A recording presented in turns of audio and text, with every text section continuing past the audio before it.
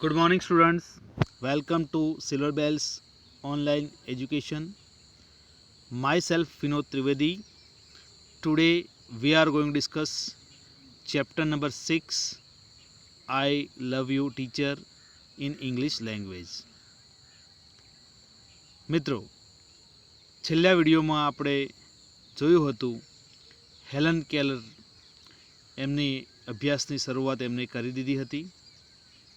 તેમને એમના teacher miss સુલેવાન દ્વારા ખૂબ જ સરળ રીતે શીખવવાની પ્રયત્ન કરવામાં આવ્યો હતો અને છેલ્લે તેમને સ્પર્શ વડે બાબતો શીખવાનું શરૂઆત કર્યું હતું અને ધીમે ધીમે તેમણે બોલવાની શરૂઆત પણ કરી હતી.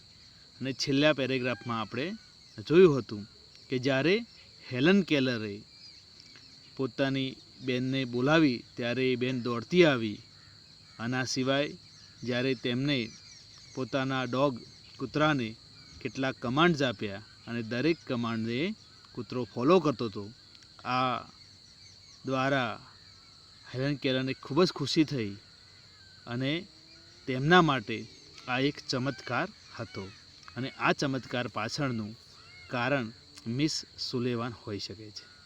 તો મિત્રો, હવે આપણે આગળ જે છે ચેપ્ટર તેની સમજ મેળવવા જઈ રહ્યા છીએ. When I studied seriously it seemed more like play than work. Helen Keller કહે છે, વેન આઈ સ્ટડીડ સિરિયસલી, જ્યારે મેં ગંભીરતાથી ભણવાનું શરૂ કર્યું, શીખવાનું શરૂ કર્યું, it seemed more like play than work. તો એમના માટે કામ લાગ્યું નહીં, એમને એક રમત જેવું લાગ્યું.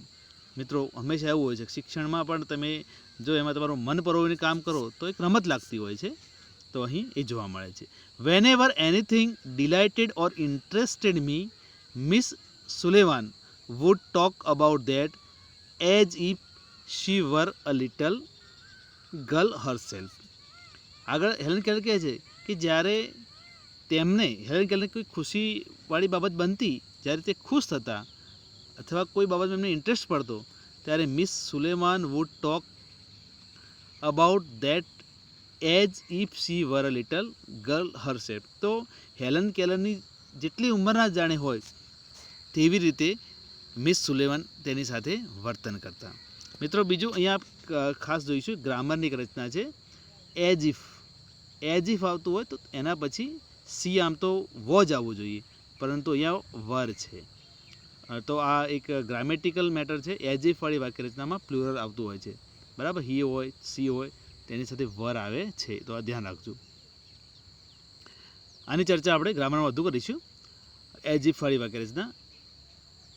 If she were a little girl herself, she taught subjects like science by making it so interesting that I remembered everything.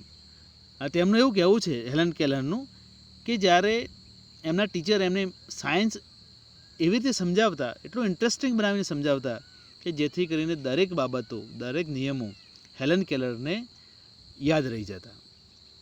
Finally my teacher began teaching me to read. I first read raised letters and later on read with braille. તો પછી આગળ એમના ટીચરે એમને વાંચવાનું શીખવવાનું શરૂ કર્યું. તો શરૂઆતમાં એમને રેઇઝડ લેટર, એટલે કે હેલન કેલર આપણે આગળ પ્રી ટાસ્કમાં જોયું રેઇઝડ લેટર હતા, ડોટ્સ હતા, એના દ્વારા, અને પછી રીડ વિથ બ્રેઇલ જે સ્ક્રિપ્ટ આવે છે એના દ્વારા એમને વાંચવાનું શરૂ કર્યું. I learn to write with both ordinary as well as braille typewriter. મેં બંને બાબતો શીખી, ordinary as well as braille typewriter Helen કેલરે શીખ્યું. I was well on my path to becoming a well educated person. Helen Keller નોંધે છે અહીંયા કે હું એક વેલ એડ્યુકેટેડ પર્સન, એજ્યુકેટેડ જે કહીએ છીએ, શિક્ષિત જે વ્યક્તિ બનવાના એક રાહમાં મારી શરૂઆત થઈ ગઈ હતી. I was provided all the possible opportunities to develop my abilities. I was provided all possible opportunities, તો મને શક્ય તેટલી બધી જ તકો મારા ડેવલપમેન્ટ માટે મળી હતી. And I made the maximum use of them. અને એ પણ નોંધે છે માત્ર તકો મળવાથી વ્યક્તિ આગળ વધતો નથી, પરંતુ એ તકોનો વધુમાં વધુ ઉપયોગ કરીને આગળ વ્યક્તિ વધતો હોય છે. આ તો હેલન કેલર પોઝિટિવ હતા, એટલે ક્યારેય પોતાની જાતને શાપિત એમને માન્યું નથી. બાકી તો એ મૂક બધિર હતા, અંધ હતા, આગળ કશું ના કરી શકે એ પોઝિશનમાં હતા, છતાંય એમણે એ બાબતને નોંધી છે કે એમને ઘણી બધી જે છે તકો મળી હતી. I develop great confidence and I even visited the president Cleveland at the White House. આગળ હેલન કેલર નોંધે છે કે મારામાં ખૂબ જ કોન્ફિડન્સ આવ્યો અને હું પ્રેસિડેન્ટની વિઝિટ કરી, Cleveland at White House. In 1890, at the age of about 10, I moved to the Perkin Institution. નામ યાદ આવ્યું? Perkin Institution. Here my teacher and Sullivan continued to teach me. I could make my friends with other blind children here. તો 1890માં એમની ઉંમર લગભગ 10 વર્ષની હતી. તેઓ પર્કિન ઇન્સ્ટિટ્યુશનમાં ભણવા માટે ગયા હતા. ત્યાં પણ તેમને એન સુલેવન જેમના ટીચર હતા એમને જ ભણાવવાનું ચાલુ રાખ્યું હતું અને ત્યાં તેમને બ્લાઇન્ડ જે છે મિત્રો મળ્યા. My loneliness began to disappear and my progress of learning improved quite well. I learned Latin, German and arithmetic. અહીં હેલન કેલર નોંધે છે કે જ્યારે તેઓ પર્કિન ઇન્સ્ટિટ્યુશનમાં ગયા ત્યારે તેમનું લોનલીનેસ જે છે, એકલતા છે, એ એકદમ ડિસઅપિયર થઈ ગઈ. ડિસઅપિયર એટલે અદૃશ્ય થવું. અને આગળ એ નોંધે છે my progress of learning improved quite well. અને જે મારું ભણવાની જે પ્રગતિ હતી એમાં ઘણું બધું ઇમ્પ્રુવમેન્ટ આવી ગયું હતું, ઘણો બધો સુધારો આવી ગયો હતો. અને ત્યાં તેઓ લેટિન શીખ્યા, લેટિન ભાષા, જર્મન ભાષા અને એરિથમેટિક એટલે અંકશાસ્ત્ર તેઓ ત્યાં શીખ્યા હતા. In 1896 I moved on to the Cambridge School for Young Ladies in Massachusetts. તો 1896માં તેઓ કેમ્બ્રિજ સ્કૂલમાં, જે યંગ લેડીઝ ઇન મેસેચ્યુટ્સમાં આવેલું છે, એનો જે આપણે ફોટોગ્રાફ્સ પણ જોયો હતો, આગળ મેં મૂક્યું હતું પિક્ચર, તેમાં તેને એડમિશન લીધું. This was really a great achievement for a lady like me who was blind, deaf and could barely produce sounds for communication. અહીં તેઓ નોંધે છે કે તેમના માટે મોટું એક અચીવમેન્ટ હતું, એક સિદ્ધિ હતી કે તેમના જેવી બ્લાઇન્ડ, ડેફ, અંધ અને બહેરી છોકરીને ત્યાં એડમિશન મળે અને could barely produce sound for communication. થોડાક શબ્દો એ પ્રોનાઉન્સિએશન, કમ્યુનિકેશન થોડા શબ્દોનું કરી શકતા હતા. I began writing poems and stories. અને ત્યાં તેઓ એમને કવિતાઓ લખવાનું ચાલુ કર્યું અને સ્ટોરી, વાર્તાઓ લખવાનું. Shortly before my examination I lost my father, ઓલ્ધો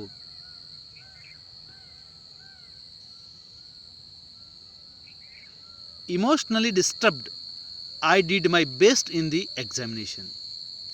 હવે મિત્રો, ઓલ્ધો જ્યારે આવે એ વિરોધાભાસ કરતું હોય છે, તો તેવું કહે છે કે તેઓ ઇમોશનલી ડિસ્ટર્બ થયા હતા, એમના જે છે પિતાનું મૃત્યુ થયું હતું, છતાંય આઈ did my best in examination, પરંતુ મેં એક્ઝામમાં મારું લેવલ બેસ્ટ જે છે એ પરફોર્મન્સ આપ્યું. My teacher could not accompany me to the examination hall. There a teacher spelled out the question in my hand and I typed out the answers. અહીં તેમના જે ટીચર હતા મિસ સુલેવાન, તેઓ જઈ શકતા નહોતા એક્ઝામ હોલમાં. ત્યાં તેમને કોઈ બીજા teacher spelled out the question in my hand, તેમના હાથમાં ક્વેશ્ચન લખતા હતા અને તેઓ Helen Keller typed out the answer, અને તેનો આન્સર હેલન કેલર ટાઈપ કરતા હતા. When the result was declared I was so full of joy to hear that I had passed all the subjects. અને જ્યારે એ એક્ઝામનું રિઝલ્ટ આવ્યું ત્યારે તેમને ખુશી થઈ, તે દરેક વિષયોમાં પાસ થયા હતા. કેટલી મુશ્કેલ પરિસ્થિતિ, તેમના પિતાનું અવસાન થોડા સમય પહેલાં, છતાંય પોતાનું લેવલ બેસ્ટ કામ આપી અને બધા જ વિષયોમાં એ પાસ થયા હતા. I remember my first day at the Radcliffe College in 1900. I knew there were challenges in my way, but I was eager to overcome them. હવે તે નોંધે છે કે મારો ફર્સ્ટ ડે હતો રેડક્લિફ કોલેજમાં 1900માં એમનો પહેલો દિવસ. અને આગળ નોંધે છે I knew there were challenges in my way, but I was eager to overcome them. એમને ખબર હતી કે ચેલેન્જીસ તો મારા માટે રહેવાની જ છે, છતાંય તેઓ આતુર હતા. ઈગર એટલે આતુર હતા. ટુ ઓવરકમ ધેમ, ઓવરકમ શબ્દ યાદ રાખજો. ઓવરકમનો મતલબ થાય છે તેમાં સફળતા મેળવવી, મુશ્કેલી ઉપર વિજય મેળવવો. The professors looked far away as if they were speaking through a telephone. The lectures were spelled into my palms as rapidly as possible. તો બરાબર સાંભળી શકતા ન હતા હેલન કેલર. જ્યારે તેમના પ્રોફેસર્સ ભણાવતા હતા ત્યારે તેમને જાણે એમ લાગતું કે ટેલિફોન ઉપર વાત થતી હોય. હવે તો જો કે આપણે મોબાઈલમાં અને ફોનમાં બહુ ત્વરિત વાત થાય છે. પહેલાંના સમયમાં ફોનમાં પણ મુશ્કેલી હતી, બહુ અવાજ ધીમેથી આવતો, લેટ આવતો. તો અહીંયા હેલન કેલર એવું થતું કે જ્યારે એમના પ્રોફેસર ભણાવી રહ્યા હતા ત્યારે તેમને બહુ મુશ્કેલી પડતી બાબતને સાંભળવામાં, સમજવામાં. છતાંય તેઓ તેમના હાથમાં જે છે એ spelled into my palm as rapidly as possible, જેટલું શક્ય તેટલું કરતા, હાથમાં લખતા. I would note down whatever I remembered when I went back home. અને જેટલું થાય એટલું જે છે હું નોટ ડાઉન કરી લીધી, લખી દેતી. જેટલું યાદ રહેતું એટલું હું ઘરે આવીને લખી દેતી. જોઈ શકો છો આજે આપણે ઓનલાઈન ભણવામાં પણ થોડી ઘણી મુશ્કેલી પડતી હોય છે મિત્રો, પરંતુ હેલન કેલર સામેની મુશ્કેલીમાં કદાચ આપણી આ ગૌણ મુશ્કેલી કહી શકાય. કારણ કે આપણે સાથે રહી લગભગ બધી રીતે આજે વિડીયો તમે જોતા હોય, તમારા સામે બુક હશે, મારો ફોટો દેખાતો હશે, અને છતાંય કોઈને ક્વેશ્ચન છે તો મેસેજ કરે છે, ફોન કરે છે, તો તેના સામે આપણે છતાંય નવું લાગે છે ક્યાંક ના ક્યાંક. જે ક્લાસરૂમમાં ભણતા હોય એવું ફિલિંગ નથી આવતી. પરંતુ અહીંયા હેલન કેલર એમનું જે જીવન છે આ જ રીતે મુશ્કેલીઓમાંથી પાર કર્યું અને સિદ્ધિ હાંસિલ કરી. તો એક પ્રેરણાદાયક સ્ટોરી છે. Here I began to write about my life. I wrote the story both in braille and on a normal typewriter. અહીં હેલન કેલર બંને જે છે સ્ક્રિપ્ટમાં નોર્મલ અને બ્રેઇલ લિપિ બંનેમાં એમને લખી એમનું જીવન. The story of my life was edited by John Macy. નામ યાદ રાખજો. The story of my life was edited by John Macy. The writing was published in magazine in 1903 and I was paid for it. જે એમના વિશે લખાયું એ publish થયું 1903માં અને તેના માટે એમને પૈસા પણ મળ્યા. I was paid for it, મને પૈસા પણ આપવામાં આવ્યા હતા.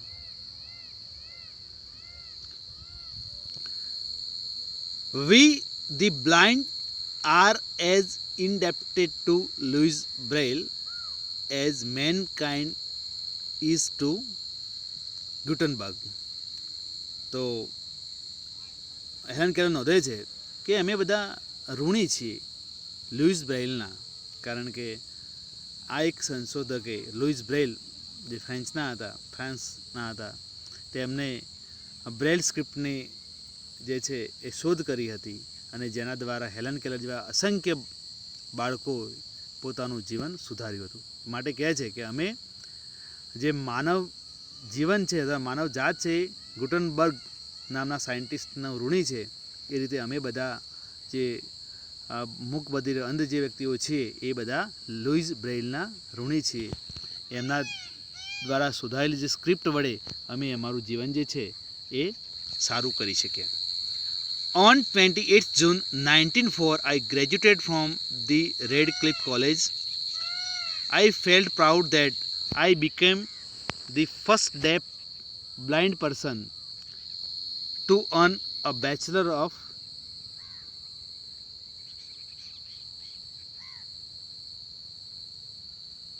Arts degree. તો અહીં લખે છે કે રેડક્લિફ જે કોલેજમાંથી એ પહેલાં એવા લેડી હતા જે ડેફ હતા, બ્લાઇન્ડ હતા અને જેમને BA એટલે કે બેચલર ઓફ આર્ટ્સની ડિગ્રી મેળવી હતી.